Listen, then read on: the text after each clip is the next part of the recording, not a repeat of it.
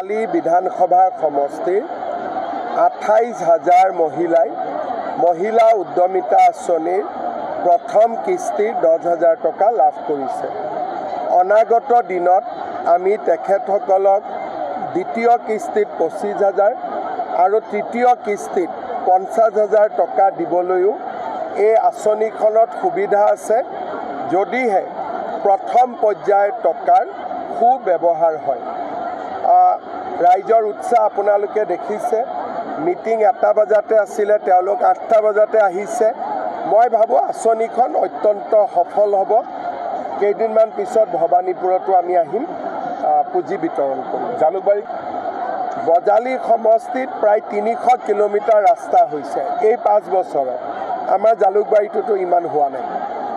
আপোনাৰ যিটো ইলেকশ্যন সমাগত চিট শ্বেয়াৰিঙৰ ইছ্যুটো কি হ'ব? আমাৰ আলোচনা হৈ আছে, এতিয়াও দায়িত্ব ফণিদাৰ লগত পাতি আছিলোঁ।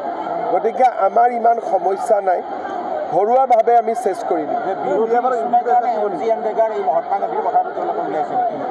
চব মহাত্মা গান্ধীয়ে নিজেই মৃত্যুৰ আগতে কি কৈছিল? হে ৰাম।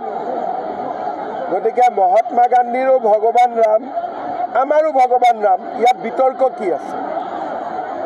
সকলো শিষ্যই কি ভাবে যে গুৰুৰ নামটো আহক, সকলো ভক্তই কি ভাবে ভগৱানৰ নামটো আহক। মহাত্মা গান্ধীতকৈতো ৰামৰ ভক্ত আৰু কোনো নাই। যোনে মৃত্যুৰ সময়ত হে ৰাম ক'ব পাৰে, তেনে এজন মহাপুৰুষ। তেওঁতো ৰামৰ নামটো অহাৰ কাৰণে ভালহে পাব।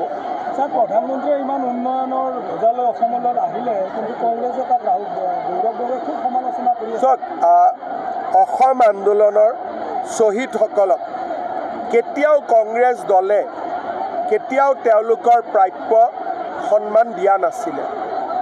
এইবাৰ প্ৰধানমন্ত্ৰী ডাঙৰীয়াই অসমবাসীৰ আৱেগক সন্মান জনালে।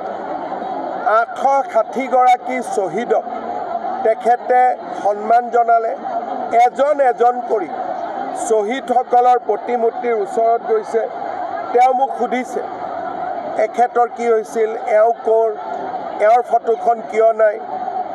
যি ধৰণে গোটেই পৰিক্ৰমা কৰিছে শ্বহীদৰ গেলাৰীটো, ইয়াতকৈ অসমীয়াৰ বাবে গৌৰৱৰ কথা কি হ'ব পাৰে? আজি যে আমি বাংলাদেশত যোৱা নাই, পাকিস্তানত যোৱা নাই, তাৰ কাৰণে হ'ল গোপীনাথ বৰদলৈ। প্ৰধানমন্ত্ৰীয়ে গোপীনাথ বৰদলৈ কিমান ডাঙৰ সন্মান দি থৈ গ'ল। গৌৰৱ গগৈৰ দৃষ্টিত, কংগ্ৰেছৰ দৃষ্টিত অসম আন্দোলনৰ শ্বহীদৰ কোনো মূল্য নাই, গোপীনাথ বৰদলৈৰ কোনো মূল্য নাই।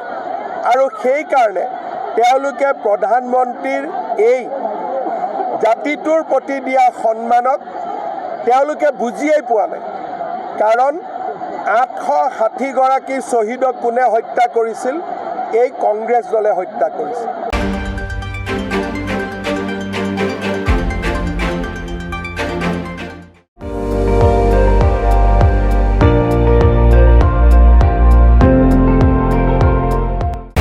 আপুনি চাই আছে ND24, সৰ্বশ্ৰেষ্ঠ নহয় সৰ্বোত্তমৰ দৌৰা।